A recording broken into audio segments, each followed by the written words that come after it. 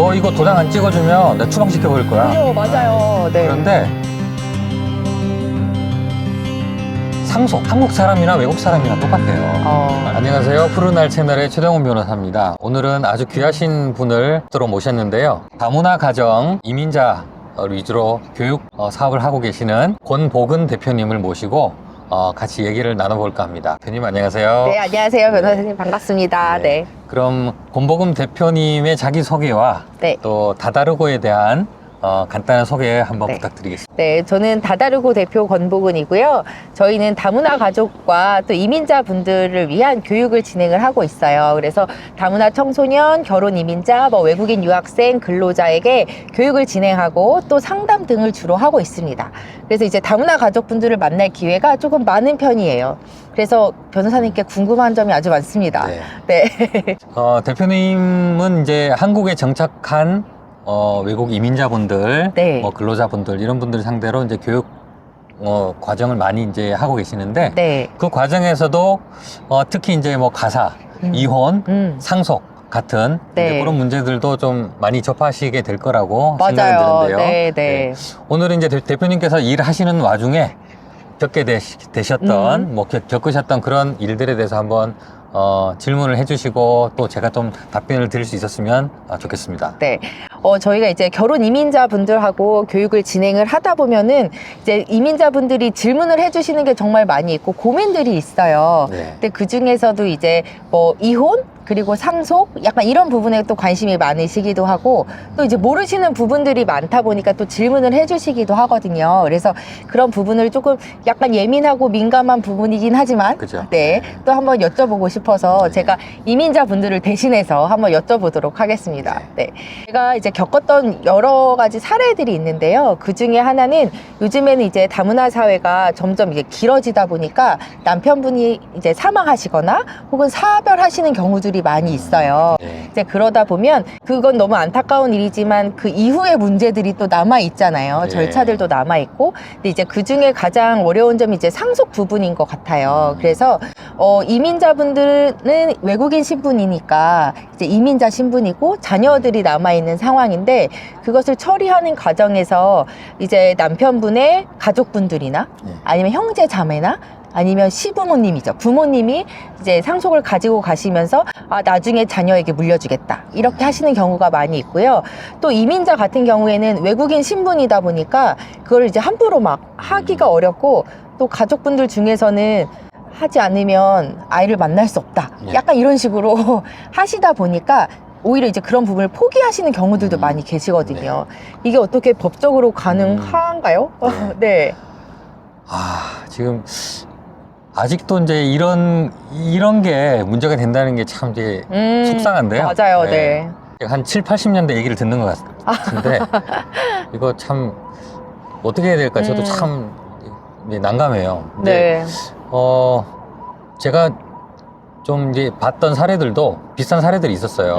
이제 한국 남편이 이제 이렇게 동남아 출신의 아내를 맞아서 결혼을 네. 했는데 시어머니를 이제 한국에서 집에서 시어머니 모시면서 같이 살다가 남편이 이제 사망한 거예요. 그죠, 맞아요. 네. 그랬더니 시어머니가 아들 명의로 된 집 다 내 앞으로 네. 하니까 여기 도장 찍어 이런 식으로 맞아요. 예, 했는데 나중에 봤더니 약속과 달리 혼자서 그 재산 다 이렇게 처분해버리고 결국 거의 혼자 남겨지는 맞아요. 네, 그런 상황이 생기는 경우가 많더라고요. 그리고 시어머니뿐만 아니라 주변에 막 이렇게 다른 친족들이 붙어가지고 맞아요. 네, 네. 약간 반협박식으로. 네, 네. 네. 그런데 그럼 도장 안 찍어주면 되는데 도장 찍어요. 네. 그리고 잘 몰라서도 네. 그냥 찍어 하니까 찍으시고. 도장 찍고 나중에 그게 뭔지를 몰랐대요. 네, 네. 그리고 무서워서 찍었다는 거예요. 참 제가 이제 화가 나는데 그럴 경우는 이 외국인 분들 입장에서는 한국 법, 한국 문화 잘 모르시잖아요. 네. 그리고 내가 이거 도장 찍는 이 서류에 뭐가 써 있는지 이게 법적으로 어떤 의미를 갖는지 잘 모르시거든요. 잘 네, 모르세요. 네. 그러면 물어봐야 돼요. 누구한테 물어보느냐? 변호사들한테 물어봐야 되는데 변호사한테 상담받는 건 돈 많이 들지 않나? 맞아요. 이렇게 겁을 낼 수도 있거든요. 네, 하지만 네. 조금만 알아보시면 돈 들이지 않고 간단한 상담 정도는 다 받으실 수 있어요.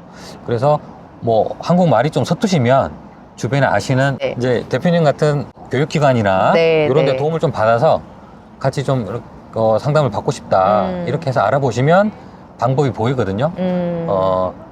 상속. 네. 한국 사람이나 외국 사람이나 똑같아요. 남편이 사망하면 와이프가 1순위예요. 근데 이제 와이프는 비자가 한국인이 네. 아니고 네. 약간 그냥 영주권 혹은 결혼 이민 비자로 있잖아요. 그래서 약간 법적으로 보면 외국인이다. 그리고 사실 이제 보면 남편이 사망하거나 했을 때 자녀들이 20살 때까지는 보호자의 역할이 되지만 20살 이상이 되고 나면 이 여성분의 비자가 해결이 안 되잖아요. 그래서 떠나야 하는 경우가 생기니까. 이런 말 하는 분도 있더라고요. 너 이거 도장 안 찍어주면 내가 추방시켜버릴 거야. 그죠, 맞아요. 예. 네. 그런데 남편 사망으로 인해서 한국에 남게 된 결혼 이민자들, 보통 F6 네, 네. 비자죠? 네. 바로 추방되지 않습니다. 한국에서 계속 F6 비자 유지하면서 거주하실 수 있어요. 그리고 자녀가 있다거나 뭐 그런 경우에 이혼을 했다거나 그러면 계속 유지하실 수가 있거든요. 근데 네. 잘 모르세요. 맞아요. 추방시키겠다고 하니까 덜컥 겁부터 나는데 네, 네. 그냥 잘 알아보시면 상속도 다 받으실 수 있어요. 네. 그리고 가만히 있으면 당연히 상속 받거든요. 네, 네. 아, 네. 가만히 있으면. 네, 그 도장 찍어줄 필요가 없는 거예요. 법정 상속분이 배우자한테 인정이 되는데 배우자가 한국인이건 외국인이건 상관이 없어요. 없다. 그래서 뭐 자녀가 있는 상태에서 남편이 사망했다면 그 자녀와 배우자가 그 상속을 전부 받는 거고요. 네. 뭐 시어머니나 뭐 남편의 형제자매들은 상속권이 없는 거죠, 아예. 네, 네, 네, 네. 그래서 당연히 내 건데 누가 와가지고 도장 찍어 하면 그 도장 찍어주면 재산이 절로 다 가버린다. 맞아요. 전 심지어 고모님한테 간 경우도 보고, 네, 작은 아버지한테 간 경우도 네. 봤거든요. 그래서 사실 이제 나쁜 사람들이죠. 네. 잘 모른다는 걸 이용해서 그래서 찍어 이제 이런 식으로 반협박식 해서 이제 재산을 뺏어가는 건데 옳지 않습니다. 그렇게 아, 하는 건. 네. 그래서 자기 재산을 좀 잘 지킬 수 있도록 조금 주변 사람들한테 도움을 좀 청하는 게 먼저 어떨까요? 물어보고 도장을 네. 먼저 섣불리 찍지 말고. 네. 네. 그러면 변호사님 이런 경우는 어때요? 저희가 또 이제 만나다 보면 획기 결혼이라고 해야 할까요? 이제 잘 모르고 덜컥 결혼해서 오시고 나니까 네. 이제 문제가 되는 경우들이 있어요. 그래서 이제 뭐 집에 재산이 어느 정도 있다 그렇게 해서 왔는데 와서 보니까 막 너무 시골이고 네. 아니면 또 이제 장애인인 걸 몰랐다가 한 2, 3년 같이 살다가 보니까 남편이 장애인인 경우도 있고 이렇거든요. 약간 어떻게 보면 되게 사기 결혼과 네네. 같은 경우인데 이런 경우는 또 어떻게 될까요? 안타깝게도 그런 실제로 그런 일이 또 많아요. 네.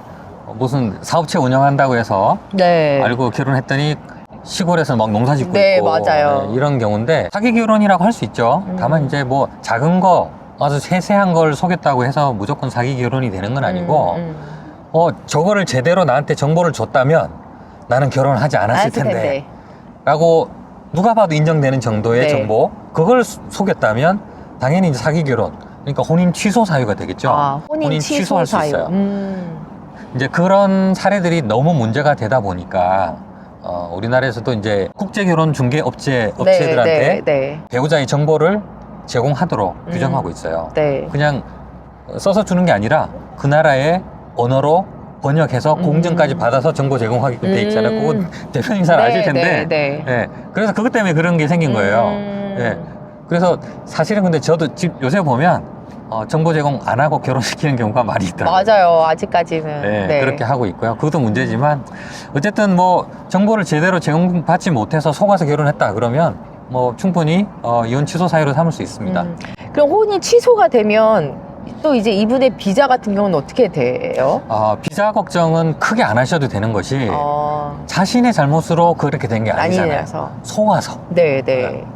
그렇게 됐기 때문에 상대방의 귀책 사유로 인해서 뭐 혼인관계가 파탄된 경우에는 F14 비자를 유지해 줄 수 있도록 규정이 되어 있어요. 네. 물론 이제 그 유지하면서 필요하시면 이제 뭐 영주로 이제 변경을 한다거나 뭐 그런 절차를 밟으시면 되겠죠. 하지만 당장 뭐 외국으로 추방된다거나 그러진 그런 건 않습니다. 아니다. 아, 네, 좋아요.